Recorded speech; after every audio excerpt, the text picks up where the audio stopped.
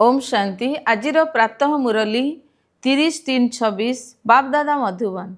आजिर मधुर महावाक्य मिठे बच्चे शिव बाबा द्वारा रचना करा जाइथिबा एही रुद्र यज्ञर तुमको बहुत बहुत ध्यान रखा पड़िबो। यह स्वराज्य प्राप्त करिवार अविनाशी यज्ञ अटे। आजिर प्रश्न, केउ पिलामानंक भितरे एही रुद्र यज्ञ प्रति सम्मान रही थाए? उत्तर, जो माने यार विशेषता को जानी तुमको जना अच्छी जे यही रुद्र ज्ञान यज्ञ द्वारा आमे कौड़ी हीरा समान हेउछु। एथिरे सारा पुराणा दुनिया स्वाहा होइजिव। एही पुराणा शरीर को मध्य स्वाहा करने को हब। तेणु तुम मान द्वारा वर्तमान से भली कौनसी बेनियम कार्य न हो जहा द्वारा यज्ञ रे विघ्न पड़िबो। सेतेबेले यज्ञ प्रति तुमर एई भली ध्यान रहिबो, सेतेबेले ही तुमे यज्ञर सम्मान रखि पारिबो। विशिष्ट समय कौन जिनस मने पड़ा उचित नुहे। कहीं कहीं संतान मानकर कौन प्रकार जिनिस बाबा को देखी विशेष भाव में मन पकेवा उचित। शिव बाबा केबे भी ही करूना एभली वास्तविक एभली बाबा को तो विशेष भाव में मन पकेवा उचित। कह जाए कार हाथ कार डे दिल आरटे। यही बाबा को विशेष भाव में मन पकेवा उचित। यही जोगयुक्त होई तो कई कष्ट कहीं बहुत कष्ट रही पारुछंती। चालीचलन ही निशा पड़ जाए, जना पड़ जाए। चालीचलन ही जना पड़ जाए जे यांकर यज्ञ प्रति आदर नाही। तेबे यही यज्ञर बहुत ध्यान रखिबा दरकार। यज्ञर ध्यान रखिलो अर्थात बाबा को मध्य खुशी कर सबु कथार ध्यान रखा उचित।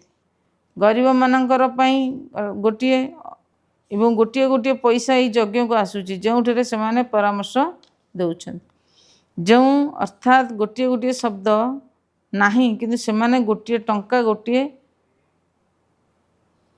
टंका बा आठना यज्ञ दौरान पाखरे किछि भी नहीं किंतु से माने जदि गोटे टंका 2 टंका रोजगार करेंगे ताले से 8 अणा यज्ञ देउछंती। तेबे दंडायमान निश्चिंत पद्म पद्मपति हो जाउछंती। कारण बड़ भावना पूर्वक खुशी खुशी दे थांती।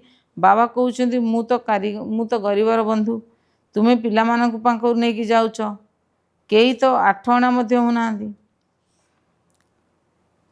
कहउछंती बाबा घर काम रे बहुत काम लगाई दियो। केतेबेले 2 मुठा चाउल किंबा गहम इत्यादि मध्य घर काम रे गोटे गोटे इटा लगाई दियो। बेले बेले 2 मुठा बालक अर्थात गजम इत्यादि अर्थात आसुछंती। सेमानकर तो बहुत जमा हो जाई थाए। तांकर गोटे गोटे शब्द जानिबा मध्य सुना समान होई थाए। एमिति नुहे जे तुमे माने पिला मानंकु जाई दान करिवो। गरीब मानंकु एमिति तो बुझिबारे अनेक गरीब अटंती। जदि समस्ते आसी बुझी कहउतांती तेबे आमे यज्ञ समर्पण हबु।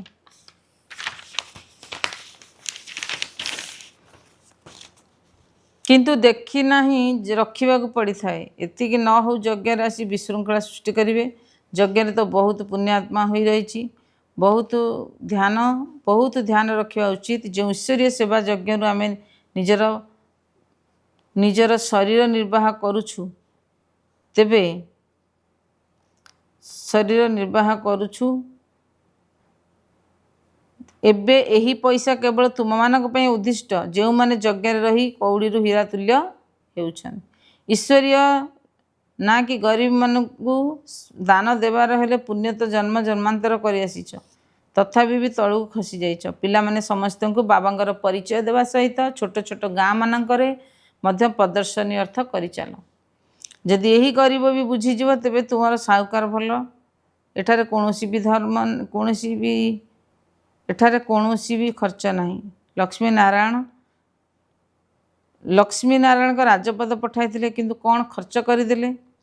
गरीब भी नुहे, स्वर्गर राजत्व पालन पई खर्च तो किछि करबाको पड़िबनी सेमाने तो युद्ध पई आवश्यक थिबा गोला बारूद पई केते खर्च करूछंती एठारे तो खर्च करिवार किछि कथा ही नाही बिना कौड़ी खर्च रे गोटे सेकेंड रे विश्वर बादशाही नियो अलफ अर्थात स्मरण कर ब अर्थात बादशाही पुणी संपत्ति रूप हो बाबा कहते जेते दूर संभव सच्चा हृदय रे सच्चा साहेब कि साहेब मन पकाइबा को हम तेबे सत्यखंडर मालिक हो एठारे तो मिछ चलिब नहीं जोग करने को हम एमती तो नुहे जो मु बाबांकर अटे जोग करिवार बहुत समय रही यदि कौन विकर्म कर तेबे तो अनुसार तेबे ता अनुसार मिल बुद्धि को बाबा सहित प्रत्यक्ष बाबा सहित लगे ना काम तो महाशत्रु अटे ना किंतु माया समस्त को एथमध्यरु परिश्रमी करने को हम कारण मध्य बहुत विघ्न पकाई थाए। अच्छा धारणा पाई मुख्य सारांश 1 नंबर आम मानू यही ज्ञान यज्ञर बहुत बहुत अर्जुन बस बहुत सम्मान रखा हम यज्ञर वातावरण को देख शुद्ध एवं शक्तिशाली कहिबार सहयोगी होबाको ही पड़िबो अति आदरर सहित यार जत्न देवाक पड़िबो निज पाखरे किछि भी लुचाई रखिबार नहीं कारण हृदय स्वच्छ थे लक्ष्य सबु लक्ष्य पूरण हो जाए था। स्लोगान तीन काल को सम्मुखरे रखी सबु कार्य सफल होथिबा सदा विजयी भव। डिटेल्स रे अच्छी लौकिक रीति रे मध्य जो माने बुद्धिमान अटंती से माने आग पछ चिंता करी पाठ उठाई थांती पाद उठाई थांती अर्थात कार्य करि थांती सेहीपरि एठारे मध्य तुमे पिला माने जेते बेले कौनसी कार्य करुछ सेते बेले तीनोटी जाक काल को सम्मुखरे रखी कार्य कर केवल वर्तमान को देख नहीं बेहदर शक्ति को धारण कर बेहदर बुद्धि को धारण कर एवं विजयी पणियार निश्चय आधार बा त्रिकालदर्शी पणियार आधार रे प्रत्येक कर्म कर बा प्रत्येक बाणी शुणाओ तेबे कुहाजिब अलौकिकता बा असाधारण। स्लोगान जदि विनाशी आत्मा गुड़ी को छाड़ी एकमात्र बाबा को निजर सहारा करदेव तेबे पारि परिबो नाही। अव्यक्त इशारा निश्चय मूलदुआ को मजबूत करी सर्वदा विनाश सर्वदा निर्भय और निश्चिंत रुह। केतक पिला भावती जो मु निजको जानी तो मु सबू जानी ठीक जानी अन्य माने मते कई जानी ना जे मु जानी ना बा चिन्ही ना शेषरे निश्चिंत जानीपर जे देख आगू कौन होची यह मध्य ज्ञान स्वरूप जोग स्वरूप एवं आम पाई निजको धोखा देदेवा भली अनुभव हम। तेबे पिलामानंक विषय रे मूलदुआ मजबूत करिवार से माने केबे भी लुचि पारिबे नाही सर्वदा निजर निर्भय और निश्चिंत